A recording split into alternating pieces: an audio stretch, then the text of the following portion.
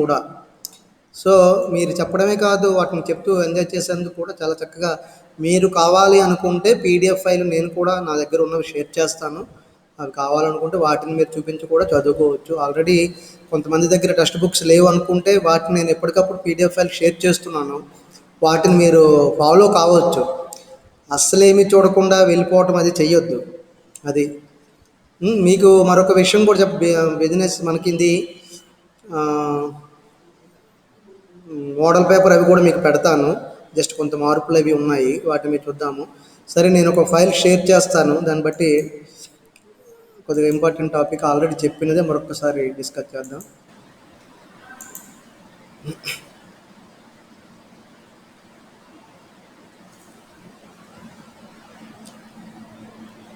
Okay, file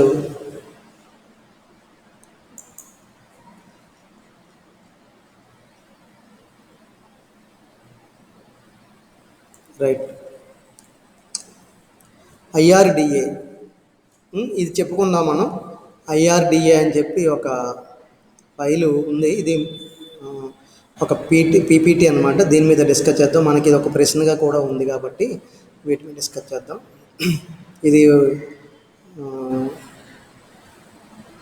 ఇది introduction ఏంటంటే insurance regulatory and development authority, IRDA.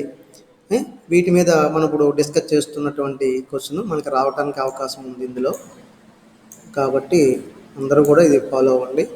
The IRDA, ఇక్కడ IRDA అనేటువంటి వాటి అబ్రివేషన్ ఏంటంటే insurance regulatory and development authority. అంటే ఇది బీమా నియంత్రణ మరియు అభివృద్ధి ప్రాధికార సంస్థ అని మనం దీన్ని చెప్పుకోవచ్చు. ఇది ఒక నేషనల్ రెగ్యులేటరీ బాడీ. అంటే పూర్తిగా బీమా పరిశ్రమ ఏదైతే బీమా సంస్థలు ప్రజలకు బీమా పాలసీలను ఇవ్వటానికి సిద్ధంగా ఉన్నాయో వాటికి సంబంధించినటువంటి అంశాలను, వాటికి సంబంధించినటువంటి సూత్రాలను, అలాగే విధి విధానాలను ఈ యొక్క ఐఆర్డిఏ అనేది ఫ్రేమ్ చేసి వాటికి అనుగుణంగా ఈ రకమైనటువంటి ఇన్సూరెన్స్ ఇండస్ట్రీ నడిచే విధంగా ఇది ఒక నియంత్రణ చేసేటటువంటి ఒక జాతీయ సంస్థ అని చెప్పవచ్చు. అందుకనే insurance regulatory and development authority it is the national regulatory body for insurance industry. ఇక్కడ ఇన్సూరెన్స్ ఇండస్ట్రీ అంటే both life and non life insurance companies.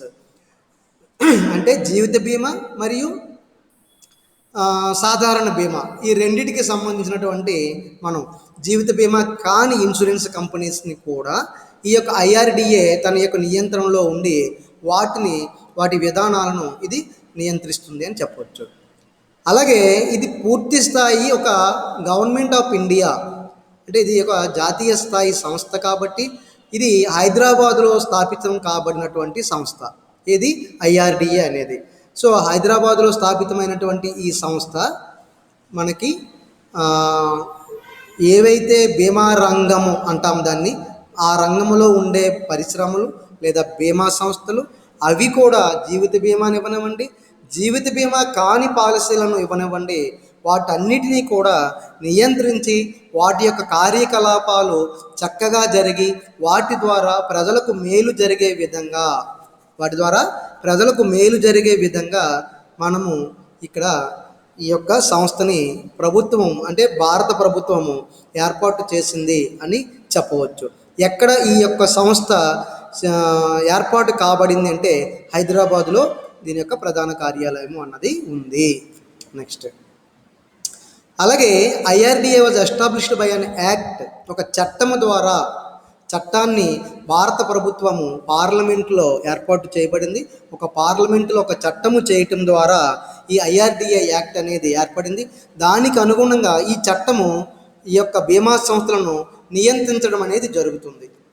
So ఎప్పుడు ఇది 1999 ఐఆర్డిఏ యాక్ట్, ఓకేనా, insurance regulatory and development authority act అని 1999 అనబడి ఈ చట్టాన్ని మనం ఏర్పాటు చేసుకోవడం, అంటే భారత ప్రభుత్వం ఎలా ఒక పార్లమెంటులో భారత పార్లమెంటులో ఒక చట్టము చేసి తద్వారా వీటిని ఏర్పాటు చేయడం జరిగింది. మరైతే ఈ ఐఆర్డిఏలో ఉన్నటువంటి కొన్ని మళ్ళీ విషయాలను తరువాత జనరలైజ్ చేస్తూ కొన్ని రియలైజ్ అయ్యారంటే కొన్ని మార్చవలసిన అవసరం ఉంది.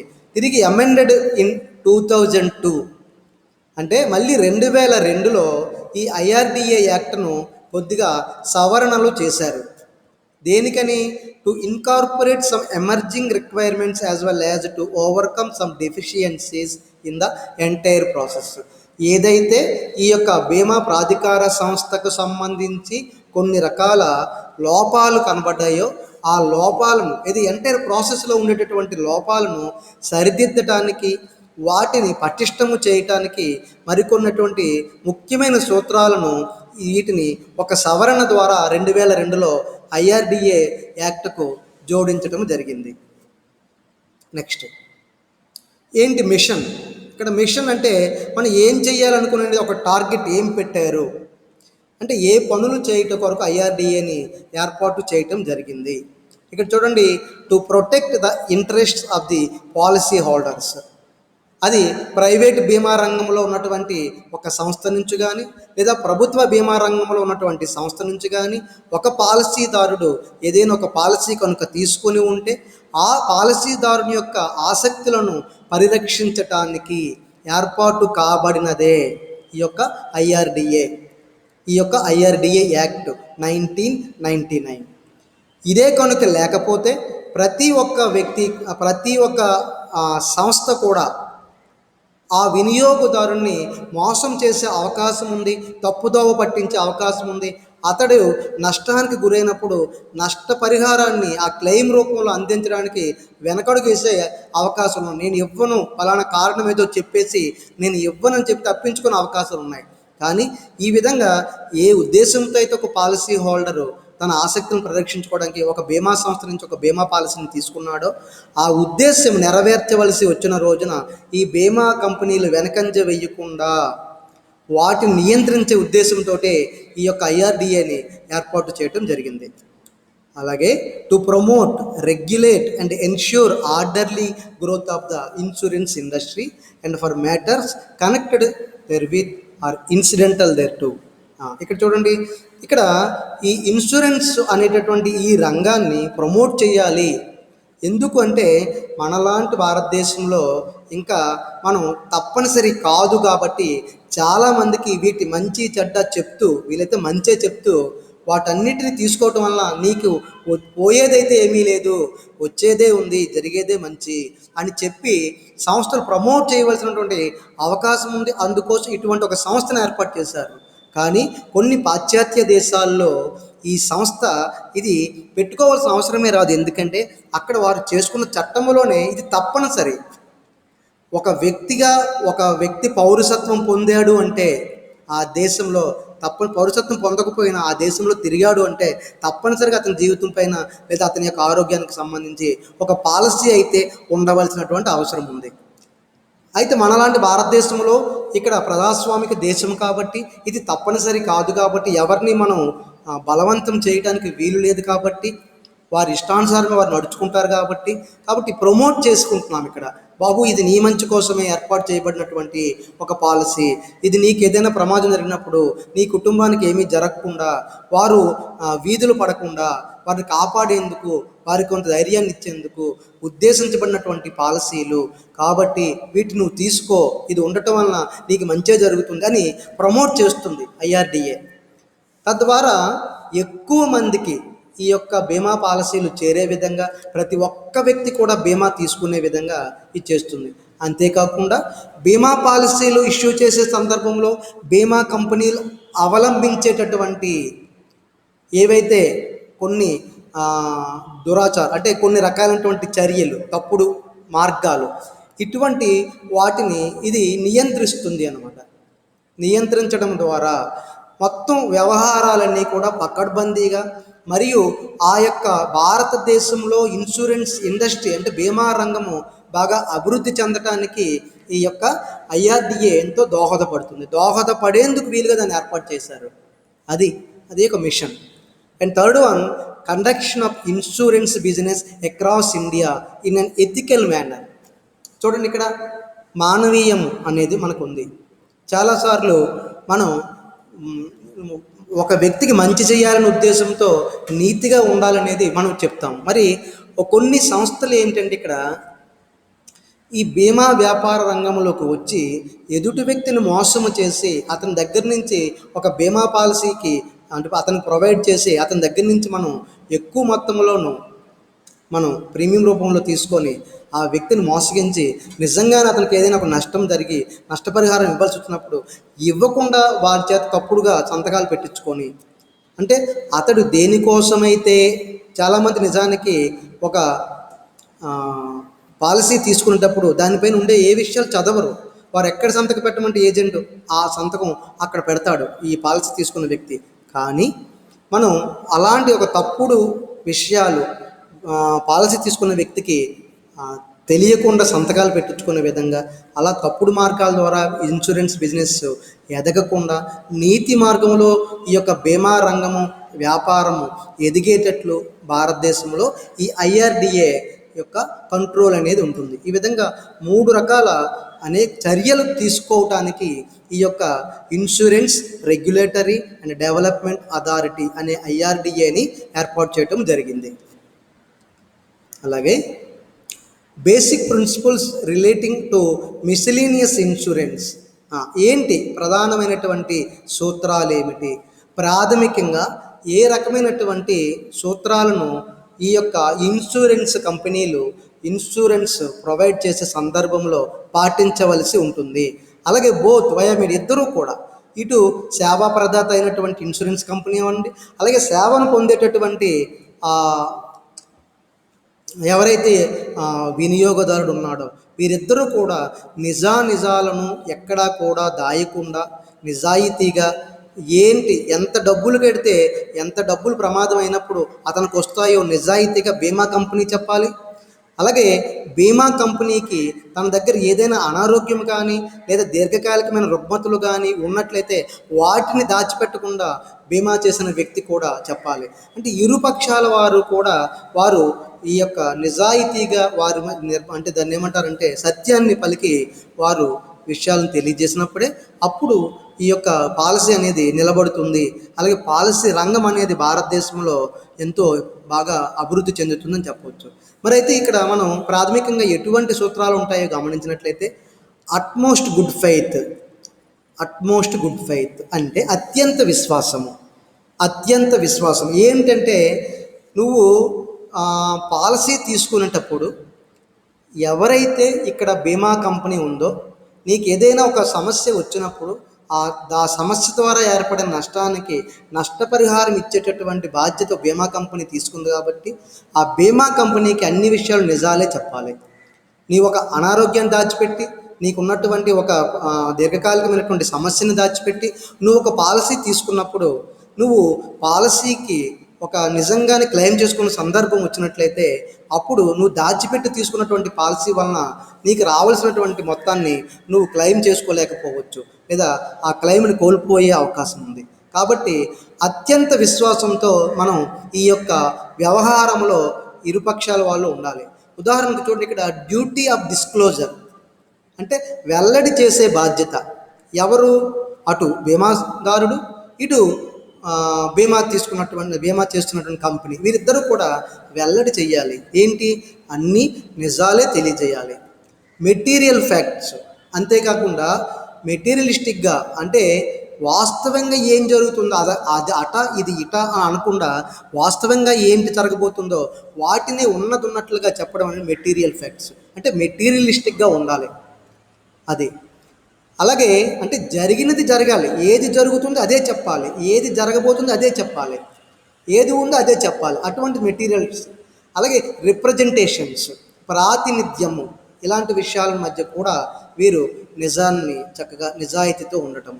అలాగే breaches of utmost good faith ఏదైతే అత్యంత విశ్వాసం అనేటటువంటి దానిని బ్రీచ్ అంటే భంగము చేస్తే వాయిడబుల్ అండ్ అన్ఎన్ఫోర్సబుల్ కాంట్రాక్ట్స్ అంటే చెల్లనివి చెల్లకూడనివి ఆ చెల్లడానికి అవకాశం లేనటువంటి కొన్ని కాంట్రాక్టులు ఉంటే వాటిని కూడా ముందుగా వెల్లడి చేయాల్సి ఉంటుంది.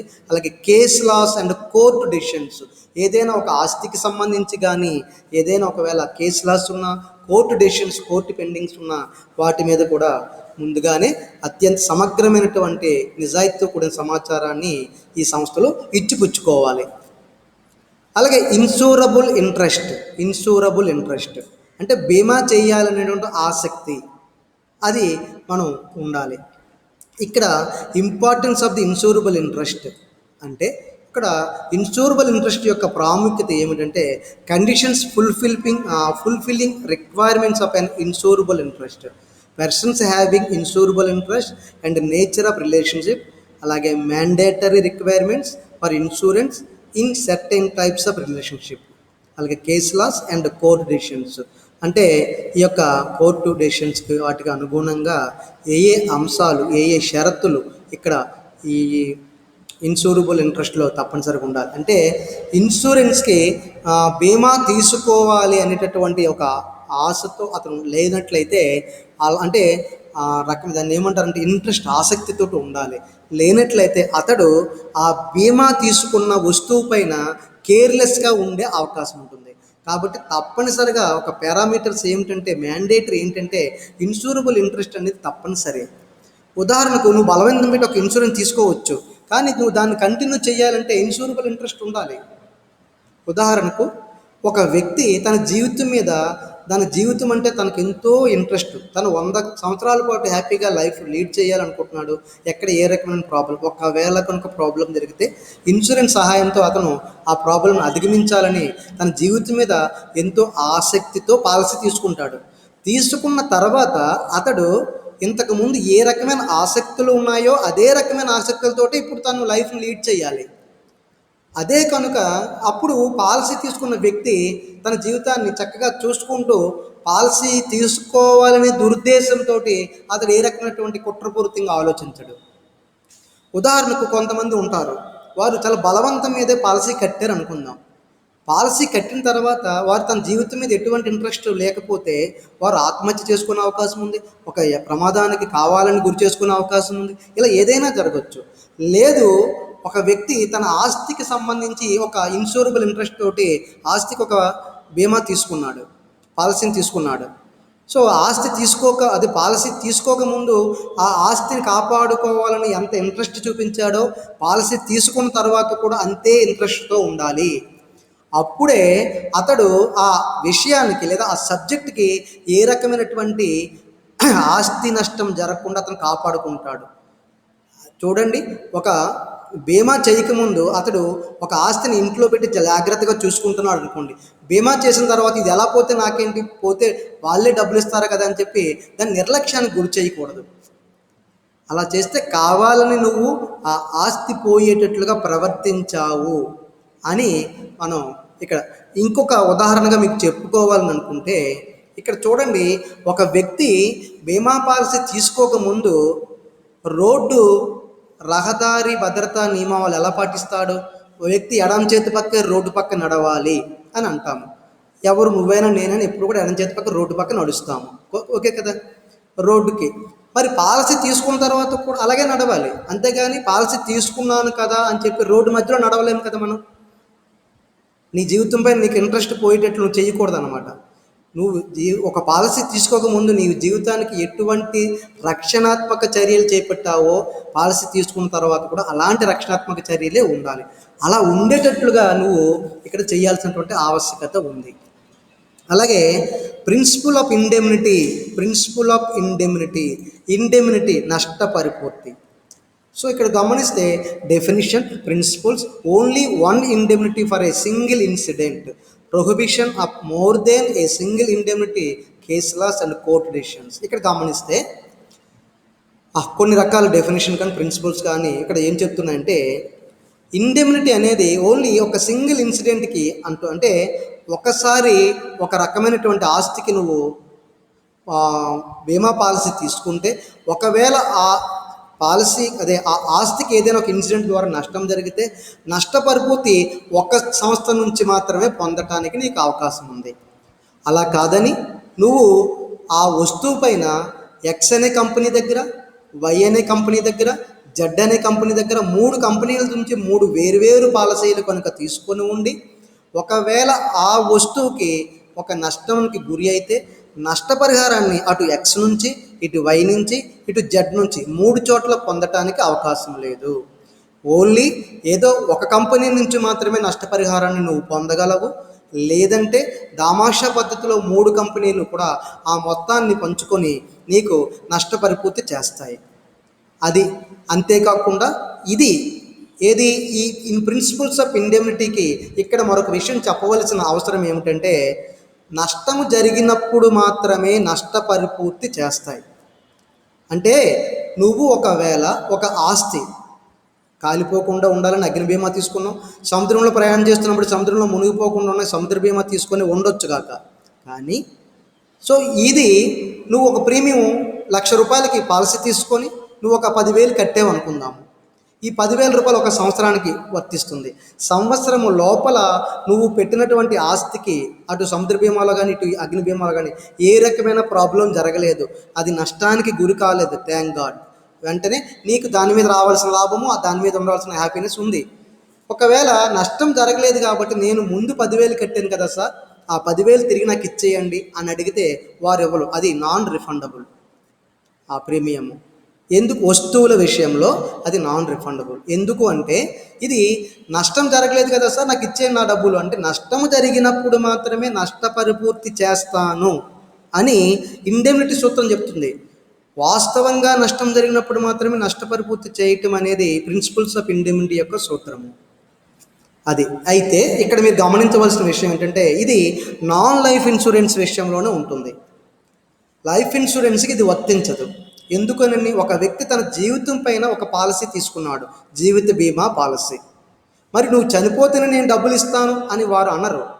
నువ్వు చనిపోకపోయినా, చనిపోతే నీ కుటుంబీకులకి ఇస్తారు, బ్రతుకుంటే నీకే ఇస్తారు డబ్బులు. ఏదైనా డబ్బులైతే ఇవ్వడం జరుగుతుంది. అది పాలసీ యొక్క గడువు తీరిపోయిన ముందుగా లేదా చనిపోతే ఏది ముందు జరిగితే అప్పుడు ఇస్తుంది. కాబట్టి ఇండెమ్నిటీ సూత్రము జీవిత బీమాకి వర్తించదు. ఇది వస్తు బీమా, అగ్ని బీమా అంటే జనరల్గా ఉన్నాయి సాధారణ బీమాకి మాత్రమే వర్తిస్తుంది. ఈ విషయాన్ని గుర్తుపెట్టుకోండి. అలాగే సబ్రోగేషన్ అండ్ కంట్రిబ్యూషన్, ఇది కూడా importance. How when it arises and operates, case laws and court. ఏంటి సబ్రోగేషన్, ఏంటి కంట్రిబ్యూషన్ అంటే ఇది చందా ఒక విధంగా. ఏంటి, ఎప్పుడు మనం సబ్రోగేషన్ మనం పొందుతాము, అలాగే ఎప్పుడు మనకి ఈ యొక్క చందా అనేది ఎంత తీసుకుంటారు అనే విషయంలో కూడా ఇక్కడ అంటే సబ్రోగేషన్ అంటే మరేమీ కాదు, మన తరపున మరొక వ్యక్తికి ఈ యొక్క అంటే అమౌంట్ చెల్లి. ఉదాహరణకు మీకు ఇక్కడ ఒక విషయం చెప్తే, ఇప్పుడు చూడండి, ఒక వ్యక్తి తన కారు డ్రైవర్ని నియమించుకొని కారుని నడుపుతూ ఉంటాడు.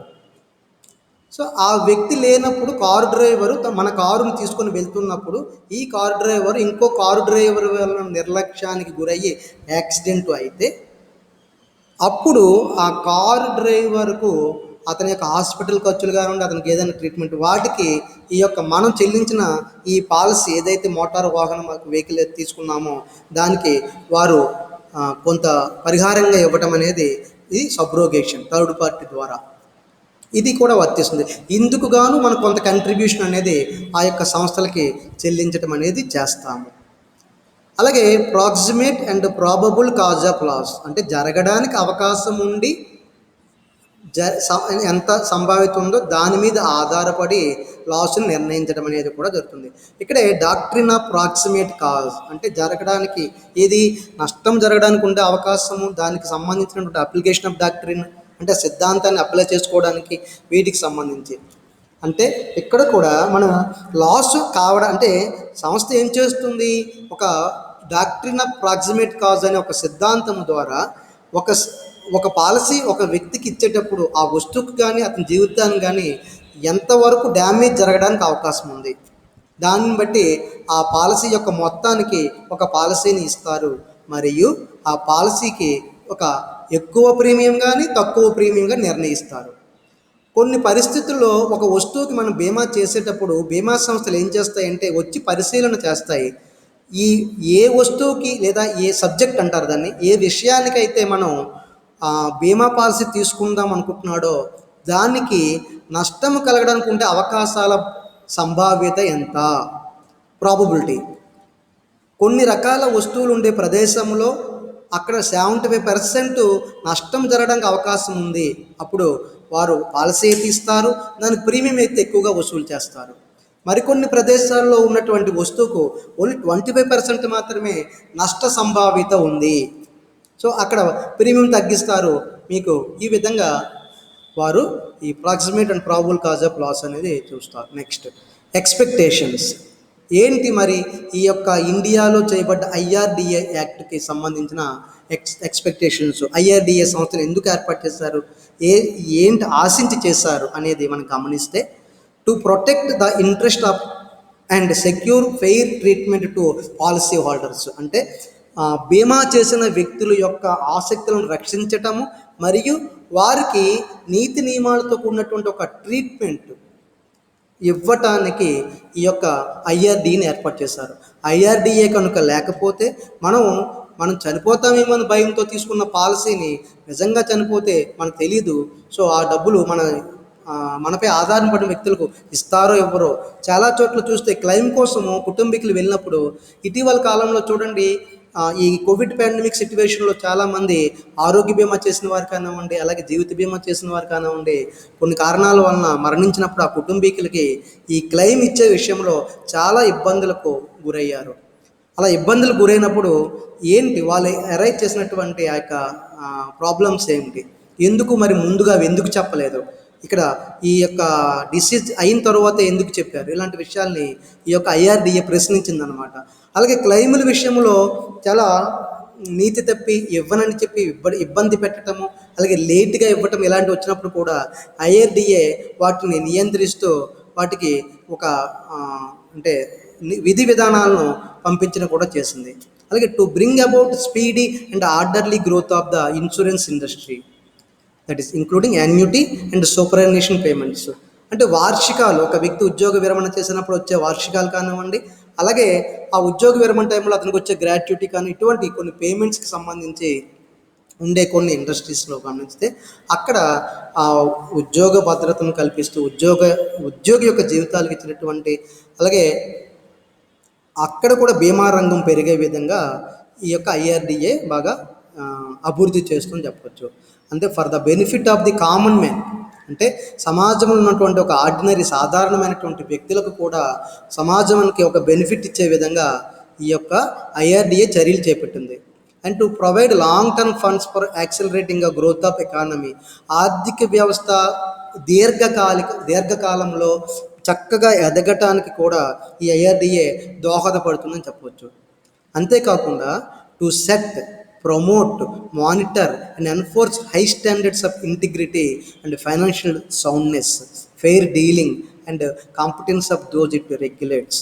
అంటే ఇక్కడ కొన్ని విధానాలను ఇది ఏర్పాటు చేయటానికి, అలాగే ఈ బీమా రంగాన్ని ప్రమోట్ చేయటానికి మరియు బీమా రంగాన్ని నియంత్రణ చేయటానికి కొన్ని శక్తులను ఏర్పాటు చేసి ఆ శక్తుల యొక్క నియంత్రణలో ఈ యొక్క బీమా రంగం చక్కగా జరగడానికి ఒక ఎక్కువ అంటే అత్యధికమైనటువంటి ఒక స్టాండర్డ్స్ లేదా ప్రమాణాలను ఏర్పాటు చేసి వాటి మధ్య ఒక సమగ్రత ఉండే విధంగా, మరియు బీమా రంగము భారతదేశంలో ఒక ఫైనాన్షియల్ సౌండ్ అంటే ఒక ఆర్థికంగా బాగా బలోపేతమై ఉండే విధంగా, వాటి మధ్య జరిగేటటువంటి వివిధ వ్యవహారాలు నీతిగా జరిగే విధంగా ఇవన్నిటిని రెగ్యులేట్ చేసేందుకు ఈ ఐఆర్డిఏ ఉంది అని చెప్పవచ్చు.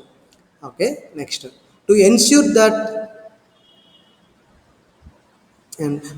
that insurance customers receive precise, clear and correct information about products and services and make them aware of their responsibilities and duties in this regard. అంటే అలాగే ఇన్సూరెన్స్ తీసుకున్నటువంటి ఎవరైతే కస్టమర్స్ ఉన్నారో వారు మరి సరైనటువంటి పాలసీలు తీసుకున్నాం, అలాగే వారికి సరైనటువంటి అవగాహన ఉండే విధంగా, అలాగే వారికి కరెక్ట్ ఇన్ఫర్మేషను అందజేసే విధంగా. చాలామంది వినియోగదారుల దగ్గరకు ఈ ఏజెంట్లు వచ్చి వారు సరైన విషయాలు తెలియజేయరు వాళ్ళకి. ఏమంటే మీరు చనిపోతే మీకు ఇలాంటి ప్రాబ్లం వస్తుంది, మీ కుటుంబం ఇలా వీధిని పడిపోతుంది భయపెట్టి విషయాన్ని దాచిపెట్టి ఒక పాలసీపై సంతకం పెట్టి నెల లేదా కట్టించేసుకుంటారు. కానీ వాస్తవాలు చెప్పరు. వారు ఏమేమి మనకు అవకాశాలు ఇస్తారు అలాంటివి. కాబట్టి ఇక్కడ వారు చెప్పవలసిన విషయాలను కూడా తెలియజేసేటట్లు, అట్ ది సేమ్ టైం మనకున్నటువంటి రెస్పాన్సిబిలిటీ ఏంటి, ఒక పాలసీ తీసుకునే పాలసీ హోల్డర్స్గా మనకున్నటువంటి డ్యూటీస్ ఏమిటి, వీటిని కూడా ముందుగానే ఇవి ఏర్పాటు చేయటం జరిగింది. అలాగే త్వరగా ఒకవేళ నిజంగానే నష్టానికి గురయ్యి ఆ వస్తువు కానీ వ్యక్తి జీవితం కానీ నష్టానికి గురైతే వారికి రావాల్సిన నష్టపరిహారం యొక్క సెటిల్మెంట్స్ అంటే క్లెయిమ్స్ జెన్యూన్గా త్వరగా సెటిల్ అయ్యేటట్టుగా, స్పీడ్గా ఆ యొక్క వ్యవహారాన్ని పరిష్కరించేటట్లుగా ఈ యొక్క ఇన్సూరెన్స్ కంపెనీలను ఇది ప్రోత్సహిస్తుంది.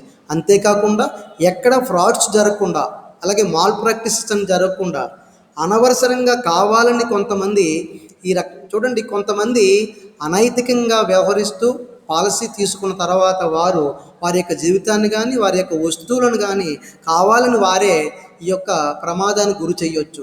ఆ విధంగా వారు నీతి తప్పి ప్రవర్తించలేకుండా వారి మీద ఒక నియంత్రణ చేయటము, అట్ ది సేమ్ టైం ఒక అట్మోస్ట్ లెవెల్లో కూడా వినియోగదారుడికి ఏ రకమైనటువంటి కూడా అంటే అతను ఒక అన్యాయానికి గురైనప్పుడు ఏదైతే వివాదాల పరిష్కారానికి ఒక యంత్రాంగాన్ని ఏర్పాటు చేసి తద్వారా వినియోగదారుడికి ఒక చక్కటి సత్వర న్యాయాన్ని అందించేందుకు దోహదపడుతుంది. అలాగే టు ప్రమోట్ ఫెయిర్నెస్, ఓకే, అలాగే transparency and orderly conduct in financial markets dealing with insurance and build a reliable management information system to enforce high standards of financial soundness among the market players. సరిగ్గా మార్కెట్లో ఉన్నటువంటి ఎవరైతే marketers ఉన్నారో లేదా ఇలాంటి బీమా పాలసీలు ప్రొవైడ్ చేసేటటువంటి సేవా ప్రదాతలు ఉన్నారో వారి మధ్య వారందరూ కూడా చక్కగా ఒక మంచి కోఆర్డినేషన్ తోటే ప్రజలకు మంచిగా మేలు చేయాలని, ఎటువంటి దాపరికం అనేది లేకుండా ఒక క్రమ పద్ధతిలో ఈ యొక్క ఫైనాన్షియల్ మార్కెట్ని డీల్ చేసే విధంగా వీటన్నిటిని కూడా అది నియంత్రణ చేస్తుంది IRDA. అలాగే టు టేక్ ఎన్ యాక్షన్ అంటే స్టాండర్డ్స్ సరిగ్గా ఉన్నాయా లేదా, ఒకవేళ ఇన్యాడిక్వేట్ ఆర్ ఇన్ఎఫెక్టివ్లీ ఎన్ఫోర్స్డ్ అంటే ఒక సమర్థవంతంగా లేనటువంటి కొన్ని ఏదైతే సంస్థలు ఏమైనా ఉన్నాయా, వారి యొక్క ప్రమాణాలు దిగజారుడుతనంతో ఉన్నాయా, అలాంటి వాటి మీద చర్యలు తీసుకోవడానికి కూడా వెనకడుగు వేయకుండా IRDA చర్యలు తీసుకుంటుందని చెప్పవచ్చు. అంతేకాకుండా సెల్ఫ్ రెగ్యులేషన్, ఈ రోజువారీ కార్యకలాపాలు మనం గమనించినప్పుడు బీమా రంగం రోజు రోజుకి ఎదుగుతుందని చెప్పవచ్చు. ఆ బీమా రంగం కన్సిస్టెంట్గా పూర్తి స్థాయిలో ఒక లెవెల్కి ఎదగడానికి కూడా ఇది దోహదపడుతుంది. And duties and powers and functions of IRDA. Section 14 of IRDA Act 1999 lays down the duties, powers and functions of IRDA. ఇక్కడ గమనించండి, మనం ముందు IRDA యాక్ట్ 1999లో ఒక పార్లమెంట్లో ఒక చట్టం ద్వారా ఎనాక్ట్ చేయబడింది అనుకున్నాము. సో ఈ చట్టం తర్వాత 2002లో కొన్ని మార్పులకు గురయ్యి అమెండ్ చేస్తారు కూడా అనుకున్నాము. సో ఆ చట్టంలో ప్రతి ఒక్క సంస్థ బీమా రంగంలో మనుగడ సాగించాలంటే ఎటువంటి డ్యూటీస్ పాటించాలి, వారికి ఎటువంటి అధికారాలు ఉన్నాయి, అలాగే IRDAకి ఎటువంటి అధికారాలు ఉన్నాయి, అలాగే IRDA ఎటువంటి ఫంక్షన్స్ ఏర్పాటు చేయాల్సినటువంటి పని ఉంది, వీటిని మనం ఇక్కడ గమనిద్దాం. Subject to the provisions of this act and any other law for the time being in force, the authority shall have duty to regulate, promote and ensure orderly growth of the insurance business and reinsurance business. ఇక్కడ బీమా వ్యాపారానికి కానివ్వండి, పునర్బీమా వ్యాపారానికి కానివ్వండి. మనకు తెలుసు పునర్బీమా అంటే ఒక సంస్థ దగ్గర మనం ఒక పాలసీని తీసుకుంటే ఆ పాలసీ నిమిత్తము ఆ బీమా సంస్థ మరొక బీమా సంస్థతోటి తిరిగి బీమా చేసినట్లయితే దాన్ని పునర్బీమా అంటాము. ఇలాంటి పునర్బీమా చేసే విషయంలో కానివ్వండి, బీమా తీసుకునే విషయంలో కానివ్వండి, వాటికి ఉన్నటువంటి ఈ ప్రావిజన్స్ అంటే ఏర్పాట్లు ఏ విధంగా ఉన్నాయో వాటికి అనుగుణంగా IRDA వాటిని నియంత్రణ చేస్తుంది. అలాగే powers and functions of authority, వీటికి కొన్ని పవర్స్ కొన్ని ఫంక్షన్స్ అవి కూడా గమనిస్తే, issue the applicant certificate of registration అంటే బీమా సంస్థలకు ఒక సర్టిఫికేట్ ఆఫ్ రిజిస్ట్రేషన్ COR అంటాము, CR అంటాము దాన్ని, వాటిని ఇవ్వటము, అందుకోసము అప్లికేషన్ పెట్టుకునేట్లు ప్రతి సంవత్సరం ప్రోత్సహించటము, అలాగే తిరిగి వాటి యొక్క కాల పరిమితి ముగిసిన తరువాత రెన్యూ చేసేటట్లుగాను, వీలైతే వాటిలో ఉన్నటువంటి అంశాలను మాడిఫై చేసేటట్లుగాను, అవసరము ఉన్నప్పుడు ఒక సంస్థని ఈ బీమా రంగం నుంచి విత్డ్రా చేసేందుకు కానీ, లేదా బీమా రంగం సస్పెండ్ చేయడానికి కానీ, బీమా రంగం నుంచి వాటిని పూర్తిగా తొలగించడానికి కానీ ఆ యొక్క రిజిస్ట్రేషన్ నుంచి ఇవి చేపట్టవచ్చు అని చెప్పవచ్చు. అలాగే protection of interest to the policy holders in matters concerning, ఇక్కడ గమనించండి, ఈ యొక్క ఇన్సూరెన్స్ హోల్డర్స్ ఎవరున్నారో ఈ పాలసీ తీసుకున్న వ్యక్తులు, వారికి ఉండేటువంటి ఆసక్తులను వారు తీసుకున్న పాలసీ ద్వారా ఎప్పటికప్పుడు, అలాగే నామినేషన్ ఎవరి ద్వారా తీసుకుని ఉంటే నామినీ అయి ఉంటే ఇవన్నిటిని కూడా రక్షించటము, అలాగే ఎప్పుడైనా ఒక పాలసీ యొక్క కాల పరిమితి పూర్తి అయిన తరువాత సెటిల్మెంట్ చేసే విషయంలో, క్లెయిమ్స్ మనం సెటిల్ చేసే విషయంలో కానివ్వండి, అలాగే ఒక వ్యక్తి క్రమేపీ కడుతూ 3 సంవత్సరాల తర్వాత, మినిమం 3 సంవత్సరాలు ఉండాలనుకున్నాం కదా, ఒకవేళ 3 years తర్వాత ఒక వ్యక్తి తన పాలసీని కట్టలేక వదిలేస్తే ఆ విధంగా వదులుకోవడాన్ని వదులుకోలు విలువ అంటారు. దాన్ని సరెండర్ వాల్యూ ఆఫ్ పాలసీ. ఒకవేళ 3 years కట్టిన తర్వాత ఈ పాలసీ పైన అమౌంట్ తనకి ఎంత వస్తుందో ఆ డబ్బులను కూడా పాలసీ దగ్గర నుంచి, పాలసీ చేసిన కంపెనీ నుంచి తీసుకోవడానికి ఇదొక అవకాశాన్ని కలుగు చేస్తుందని చెప్పవచ్చు. ఓకే, నెక్స్ట్ మనం ఐఆర్డిఏకి సంబంధించి కొన్ని విషయాలను చెప్పుకుని ఇది నెక్స్ట్ క్లాస్లో మళ్ళీ డిస్కస్ చేద్దాము. మనకి నెక్స్ట్ క్లాస్ కూడా ఒకటి ఉంది నాకు, ఆ క్లాస్ కూడా ఉంటుంది. అలాగే నాకు మీకు ఆల్రెడీ నేను ఒక అంటే మ్యాక్సిమం మనకైతే సిలబస్ కంప్లీట్ అయిపోయింది మొత్తం ఇన్సూరెన్స్ ప్రమోషన్ సంబంధించి, కాబట్టి వాటిపైన ఒకసారి రివిజన్ చేద్దాము ఈ మీన్ వైల్. అంతేకాకుండా మీరు కూడా ఒక్కొక్క టాపిక్ తీసుకోండి, మీకు నచ్చినటువంటి దాన్ని తీసుకొని ఆల్రెడీ అయినటువంటి వాటిలోంచి వాటన్నిటినీ బాగా ప్రిపేర్ అయ్యి చెప్పడానికి సిద్ధంగా ఉండండి. అలాగే మోడల్ పేపరు, అది ఇంపార్టెంట్ క్వశ్చన్స్ ఒకసారి మీకు అంటే ఇందులో అన్ని ప్రశ్నలు చూసుకొని వెళ్తాము. సో ఎక్కువగా రావడానికి అవకాశం ఉండే ప్రశ్నల పైన కూడా ఒకసారి డిస్కస్ చేద్దాము. వాటిని ఎలా రాయవలసి ఉంటుంది ఒకవేళ అడిగినప్పుడు అవన్నీ కూడా చూసుకుందాం. ఓకే, అయితే ఇక్కడతో ప్రజెంటేషన్ సరే స్టాప్ చేద్దాము. సో అర్థమై ఉంటుంది. చెప్పమ్మా చరిష్మా. ఓకే, నీ దగ్గర ఉందా తను? Okay, very good.